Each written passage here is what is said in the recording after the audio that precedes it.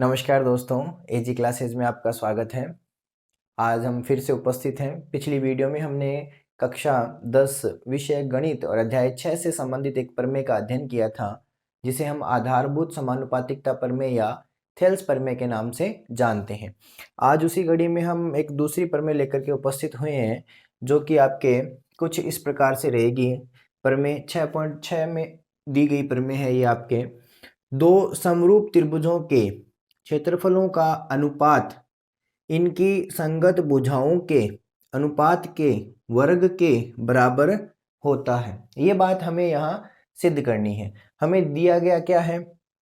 हमें दिया गया है कि दो त्रिभुज है, वो दोनों आपस में समरूप हैं और उनके क्षेत्रफलों का अनुपात हमें निकालना है, जो इनकी संगत भुजाओं के अनुपात फिर उनका वर्ग के बराबर है। ये बात हमें यहाँ सिद्ध करनी है। तो चलिए शुरू करते हैं इस प्रमेय के बारे में। तो सबसे पहले हम एक डायग्राम बनाते हैं कुछ इस प्रकार से।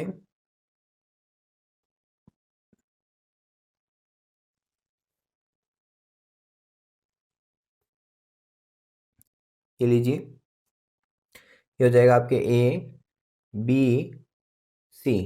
ये हो जाएगा मान लीजिए आपके पी क्यू और आर। दो त्रिभुज दिए गए हैं, दोनों समरूप हैं। तो सबसे पहले दिया है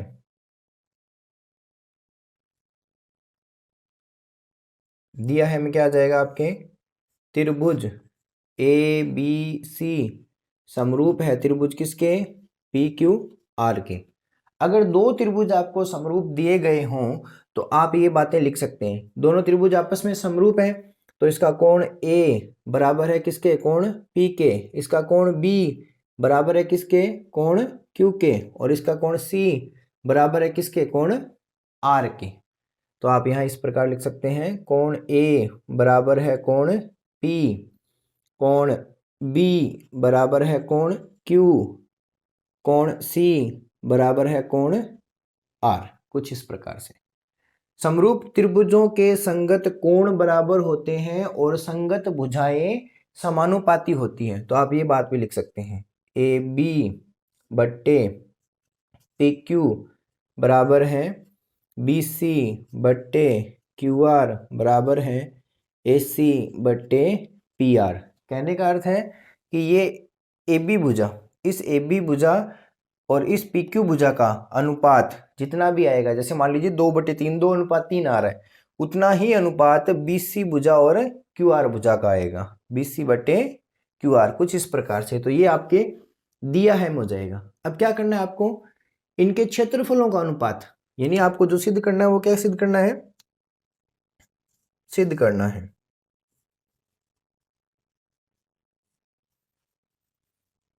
ये लीजिए, इनके क्षेत्रफलों का अनुपात। तो इसे आप इस प्रकार से लिख सकते हैं, एरिया त्रिभुज ए बी सी बटे एरिया त्रिभुज पी क्यू आर। इनके क्षेत्रफलों का अनुपात क्या है? इनकी संगत भुजाएं, संगत भुजाओं के अनुपात के। तो संगत भुजाएं ये हो गई, उनका अनुपात ये हो गया। फिर क्या है? के वर्ग, मतलब इनका वर्ग करना है आपको। तो ए बी बटे पी क्यू बराबर है बी सी बटे क्यू आर बराबर है ए सी बटे पी आर। ये संगत भुजाएं हो गई।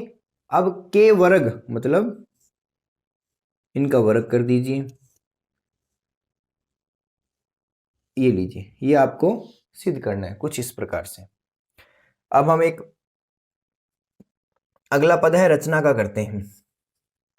ये लीजिए, रचना के पद में आप क्या करेंगे? यहां सी से एक लंब बनाएंगे, सी डी भुजा किस पर? ए बी पर। और यहां आर से एक लंब बनाएंगे किस पर? पी क्यू पर। ये लीजिए, इसको आप पी क्यू आर एस लिख लीजिए। ये लीजिए, तो रचना में क्या लिखेंगे? सी डी लंब ए बी व आर एस, ये लंब का निशान हो गया लंब पी क्यू खींचे। ये लीजिए, अब इसके बाद में ये दिया है सिद्ध करना है और ये रचना हो गई। उसके बाद में इसका हल करते हैं, तो यहां लिखेंगे उपपत्ति। ये लीजिए, अब क्या करना है आपको, अनुपात सिद्ध करना है क्षेत्रफलों का। किसके बराबर, भुजाओं के अनुपात के वर्ग के बराबर। तो चलिए सबसे पहले क्षेत्रफल निकालते हैं। त्रिभुज एबीसी का क्षेत्रफल पिछली प्रमेय में आपने पढ़ा है, 1/2 गुणा आधार गुणा ऊंचाई, यही था।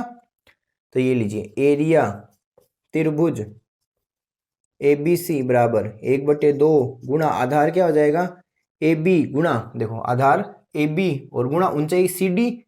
सीधी ऊंचाई होती है, ये शीर्ष लंब है तो सी डी लंब है तो सी डी।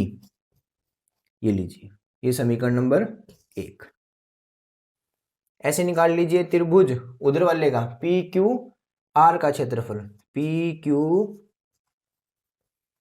आर का क्षेत्रफल 1/2 गुणा आधार गुणा ऊंचाई। इसे आप ऐसे लिख सकते हैं, एरिया त्रिभुज पी क्यू आर बराबर 1/2 गुणा आधार क्या पी क्यू, ऊंचाई क्या आर एस, पी क्यू गुणा आर एस। ये हो जाएगा समीकरण नंबर 2। यहां अनुपात निकालने क्षेत्रफलों का, तो 1 और 2 से। समीकरण 1 व 2 से ये हो जाएगा, एरिया त्रिभुज एबीसी बटे एरिया त्रिभुज पी क्यू आर बराबर 1/2 गुणा, यहाँ क्या है a b into c d, a b into c d बटे 1/2 गुणा, इधर क्या है पी क्यू गुणा आर एस, पी क्यू गुणा आर एस। ये लीजिए, 1/2 से 1/2 कैंसिल हो जाएगा, बचेगा क्या, एरिया त्रिभुज ए बी सी बटे एरिया त्रिभुज पी क्यू आर बराबर ए बी गुणा सी डी बटे पी क्यू गुणा आर एस। ये हो जाएगा आपके समीकरण नंबर 3। ये लीजिए, कितना हल हो गया, ये देखो, ए बी सी बटे p q r, a b बटे पी क्यू का वर्ग आना चाहिए, ए बी बटे पी क्यू आ गया, सी डी बटे आर एस है, इसको हटा करके हम ए बी बटे पी क्यू लिख लेंगे, या बी सी बटे क्यू आर लिख लेंगे, या ए सी बटे पी आर लिख लेंगे। अब देखो, ये सी डी और आर एस कहाँ आ रहा है, ये सी डी यहाँ आ रहा है, आर एस यहाँ आ रहा है। तो इधर वाले त्रिभुज ले लीजिए, छोटे वाला, ये वाला त्रिभुज ए सी डी और त्रिभुज पी आर एस में, त्रिभुज ए सी डी व त्रिभुज पी आर एस में। अब देखिए, इसमें क्या है आपके पास, एक चीज तो ये है, कोण ए बराबर है कोण पी के। कहां से आया, दिया है आपको, दे रखा था कि दोनों त्रिभुज समरूप है, तो आप लिख सकते हैं कोण ए बराबर है किसके, कोण पी के। और एक यहां डी पर ए डी सी 90 डिग्री और पी एस आर ये 90 डिग्री, ये दोनों आपके कहां से, रचना से, ये आपने खुद बनाए थे। तो यहां आप लिख सकते हैं कोण ए बराबर कोण पी दिया है, और एक आप लिख सकते हैं यहां, इस डी को कैसे लिखेंगे, ए डी सी, कोण ए डी सी बराबर किसके, इसके पी एस आर के, कोण पी एस आर के। ये क्या है, समकोण है। ये लीजिए, अब इन दोनों त्रिभुजों में दो कोण बराबर हो गए, ये कोण इस कोण के बराबर हो गया, ये कोण इस कोण के बराबर हो गया, तो बाकी पीछे वाला बचा, ये कोण इस कोण के बराबर हो जाएगा। जैसे ये 90 का, ये 90 का, उसके बाद मान लीजिए ये 60 का, तो ये 60 का, 9 और 6 15, तो ये 30 का और ये 30 का अपने आप बराबर हो जाएंगे। तो यहां आप लिख सकते हैं ए ए, वैसे तो ट्रिपल ए हो गया, लेकिन लिखने में क्या लिखेंगे हम, ए ए समरूपता नियम से, समरूपता नियम से, नियम से क्या हो जाएगा, त्रिभुज ए सी डी ये समरूप हो जाएगा त्रिभुज PRS के, ये लीजिए। इसका कहने का मतलब हो गया ये छोटे वाला त्रिभुज इस छोटे वाले त्रिभुज के समरूप है।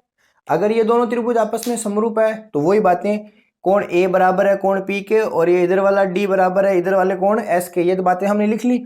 और ये C ACD और PRS ये कोण बराबर है। अब इनकी भुजाओं का अनुपात AD बटे PS ये बराबर हो जाएगा किसके, CD बटे RS के, बराबर हो जाएगा किसके, AC बटे PR के। ये लीजिए, ए समरूपता नियम से दोनों त्रिभुज समरूप हो गए। समरूप हो गए तो हम इनकी भुजाओं का अनुपात बराबर लिख लेते हैं। क्या आ जाएगा, AD बट्टे PS बराबर CD बटे RS, CD बटे RS बराबर ये हो जाएगा AC बटे PR, AC बटे PR। ये लीजिए, इसको लगा लीजिए समीकरण नंबर 4। अब देखो यहां CD बटे RS है, ये देखिए CD बटे RS है, किसके बराबर है, AC बटे PR के, समीकरण 3 व 4 से। 3 व 4 से। तो 3 क्या है, एरिया त्रिभुज ABC बटे एरिया त्रिभुज PQR बराबर AB और यहां PQ। ये लीजिए, अब देखो CD बटे RS की जगह, CD बटे RS की जगह आप क्या लिख सकते हैं, AC बटे PR भी लिख सकते हैं, AD बटे PS भी लिख सकते हैं। हमें जिसकी आवश्यकता है वो है AC बटे PR, ये लिख लेते हैं। ये लीजिए AC बटे PR। अब देखिए शुरू में दिया है, मैं आपने क्या लिखा है, AC बटे PR किसके बराबर है, AB बटे PQ के बराबर भी है। AC बटे PR किसके बराबर है, BC बटे QR के बराबर भी है।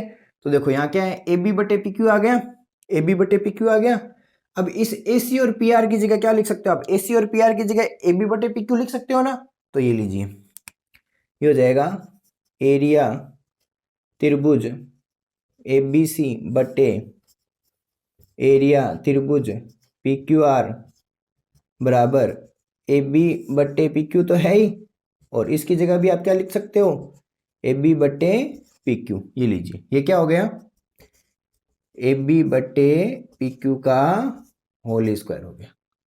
तो ये लीजिए, ये आपका सिद्ध हो गया, त्रिभुज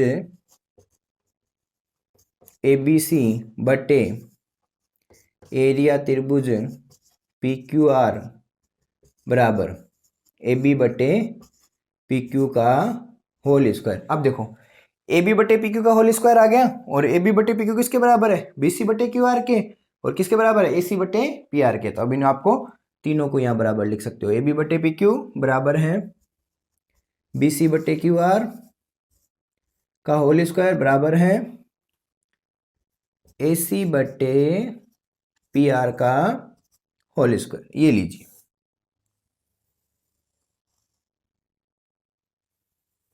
ये आपके सिद्ध हो गया। ये एक अन्य प्रमेय थी जिसे आप प्रमेय 6.6 के नाम से जानते हैं, और ये अध्याय 6 की है, कक्षा 10 विषय गणित। तो बताइएगा आज का वीडियो आपको कैसा लगा।